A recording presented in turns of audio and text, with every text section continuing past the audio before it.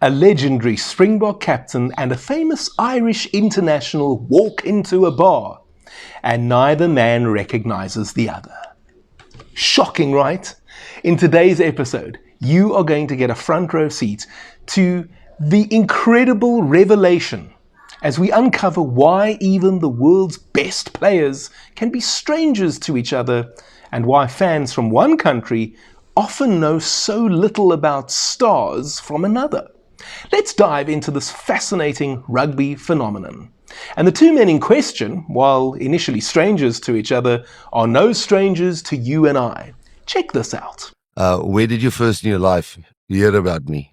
Gareth Fitzgerald, who when he's also unfortunately has passed away, but he contacted me and said, listen, do you want to meet this guy Rassie Erasmus? So the first time I'd heard your name was probably in the media that you were coming into Munster, and then Gareth said, would you like to meet him? CJ told me then who you'd coached and the Cheetahs and the Stormers and all that stuff, and so then I went home and I would have gone down and saw the stuff about the lights and all that kind of that kind of stuff, and I watched a couple of games that I could find of teams that you'd coached, and then I think I met you in the Castletroy Park Hotel in one of the suites in there.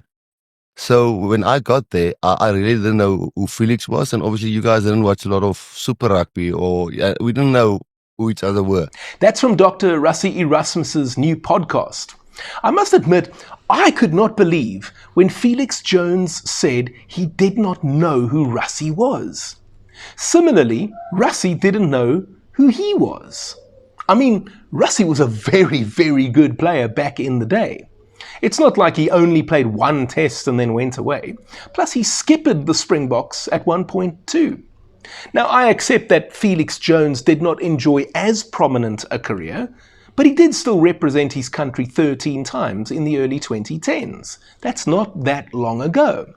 Now, obviously, Doc is a little bit older than Felix, so they would never have played against each other, but Rassie would have already been part of the Springbok coaching setup at that stage as a technical advisor. And then he moved upstairs, so I really would have thought that Jones would have at least been on his radar in some way. Especially because, with all due respect, Jones played for Ireland, one of rugby's more prominent nations. And I say this again respectfully, if Jones had come from the USA or Canada, for example, you'd kind of be more understanding. Now, I'm not going to be overly critical of this. I'm just saying that I do find it quite incredible that these two men didn't actually know who the other was. To me, it speaks to the tribalism that we have within rugby.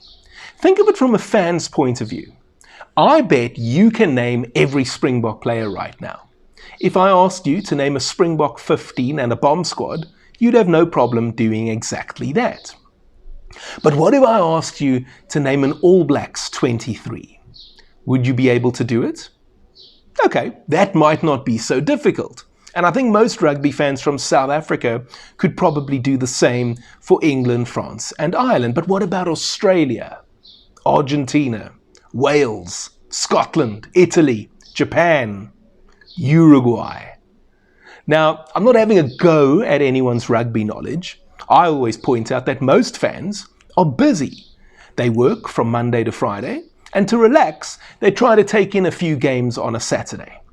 How can someone like that be expected to know every player?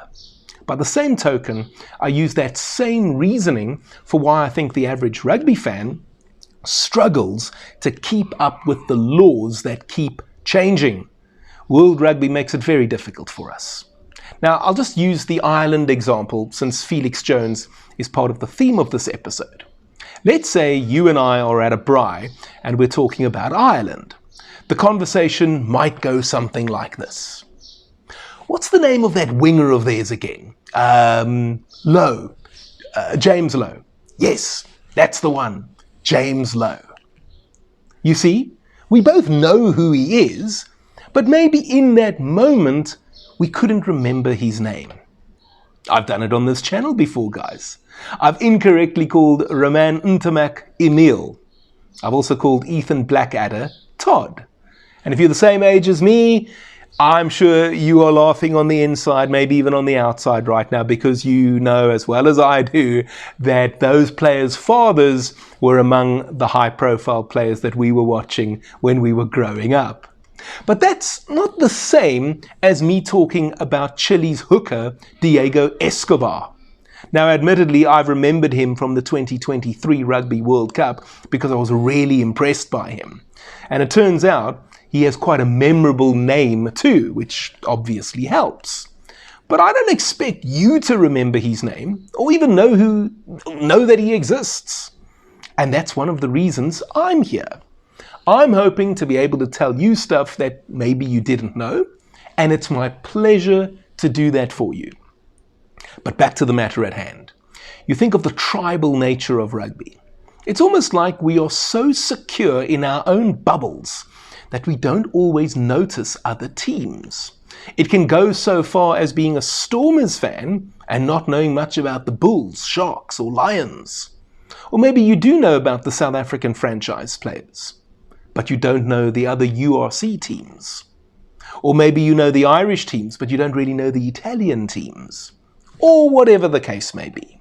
And again, I know that people are busy. It's impossible, I think, even for a specialist rugby journalist to keep up.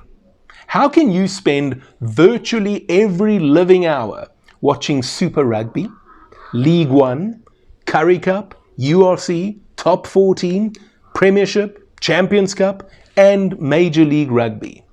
And don't forget, there's a few competitions that I haven't mentioned there even. It's not humanly possible. But as I say, I still expect the top players and coaches to know who each other are. I mean, I cannot for 1 second accept that last year Scott Robertson was surprised by Sasha Feinberg and Ngomezulu. Now, the great thing is that the top teams have got an army for a coaching staff. And among those staff members, you'll have data and performance analysts. Part of their jobs is to provide analysis on opposition players. And even the players themselves these days will do their own studies on their direct opponent.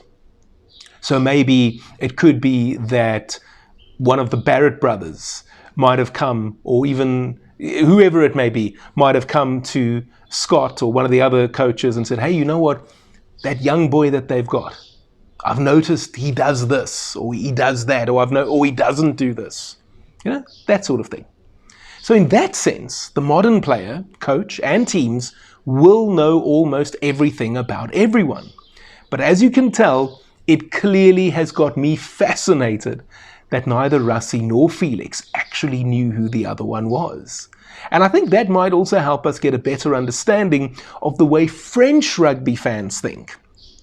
For example, to them, their clubs are almost everything. If you're from Toulouse, Bordeaux, or wherever, then the club not only represents your town, city, or even village, but it actually defends your honor against the other teams. That's some serious business.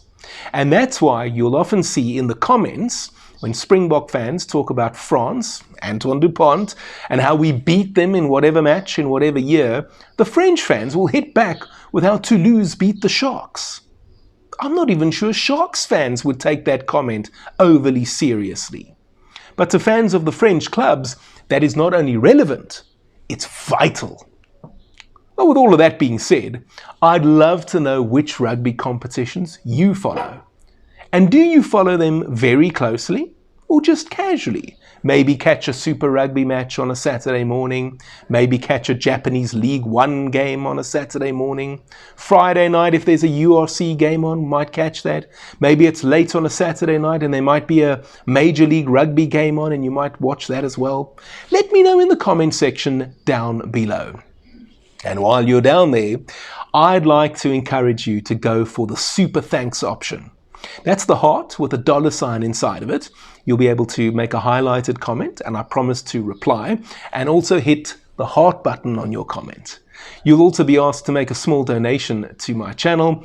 It's whatever you want it to be, $1 or 100 million Zimbabwean dollars. But I think the American single unit there would still be more valuable. So if you want to give me 100 million rather go US or Singaporean or even Swiss franc, okay? Especially if you're a Rupert, Ackerman or Motsepe. The reason I'm asking for these donations, guys, is because I would love to do this full time. And I'd also love to go to Australia in 2027 and cover the Rugby World Cup for you from down under with daily content. Any contribution will be greatly appreciated. And if you're not yet ready to support me in that manner, you can also just click on the like button or croc roll the like button, and you can also subscribe to my channel if you haven't already done so. And why not go check out this exclusive interview I did with 2015 Rugby World Cup Springbok assistant coach Ricardo Loubser. It really was a case of so close yet so far, and you'll be fascinated by what he reveals. That video, it's over here. Go check it out, and I'll speak to you next time.